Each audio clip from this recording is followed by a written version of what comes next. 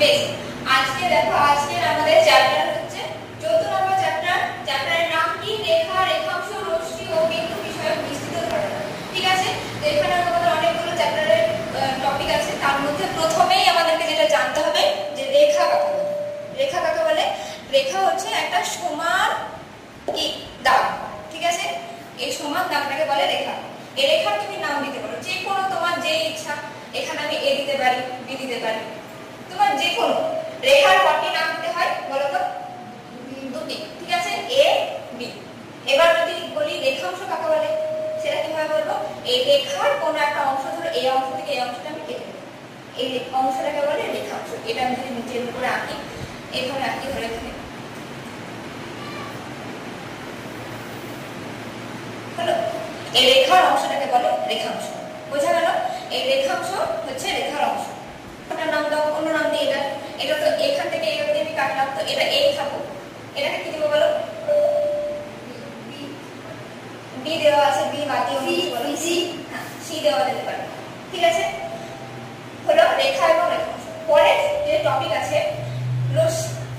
রশ্মি কি?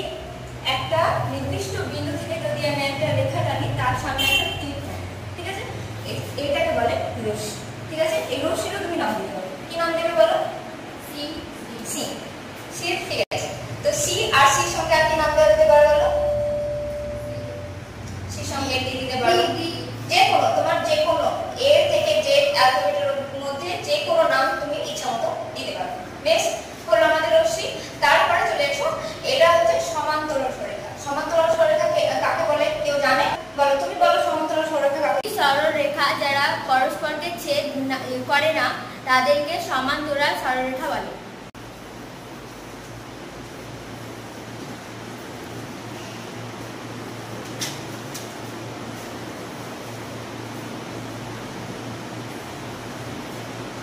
সবাই বোঝা গেল? সমান্তরাল সরলরেখার একটা সাইন থাকে, এই সাইন। এই সাইনটা দিয়ে বোঝানো যায় যে এই সরলরেখাটা এই সরলরেখার সঙ্গে সমান্তরাল। ঠিক আছে, সব বোঝা গেল? পরের টপিক আছে আমাদের বিন্দু। বিন্দু কাকে বলে? ছোট ছোট ফোঁটাকে বিন্দু বলে। যার কোনো দৈর্ঘ্য, প্রস্থ, উচ্চতা নেই তাকে বিন্দু বলে। বেশ, এটা একটা বিন্দু। ঠিক আছে, বিন্দু। তাহলে একটা বিন্দু দিয়ে আমি কতগুলি সরলরেখা আঁকতে পারবো তুমি বলো? অসংখ্য সরলরেখা দিতে পারি। ঠিক বলেছো, অসংখ্য সরলরেখা। কিভাবে আঁকবো? এটা দেখো, এভাবে অসংখ্য সরলরেখা আঁকা যাবে। কিভাবে আঁকা যাবে এটা দেখো। এই একটা হলো, আমি এখান থেকে একটা টানতে পারি, এই এখান থেকেও টানতে পারি। এভাবে কতগুলো আঁকা যাবে দেখো, অনেকগুলো আঁকা যাবে। আর যদি আমি জিজ্ঞেস করি দুটো বিন্দু দিয়ে এই একটা বিন্দু এই একটা বিন্দু কত সরলরেখা আঁকতে পারবো তুমি বলো? দুটো বিন্দু দিয়ে একটি সরলরেখা আঁকা যাবে। একটি সরলরেখা আঁকতে পারবো।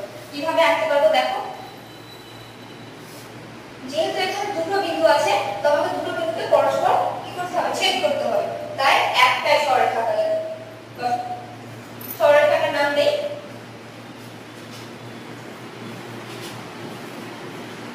সবাই বোঝা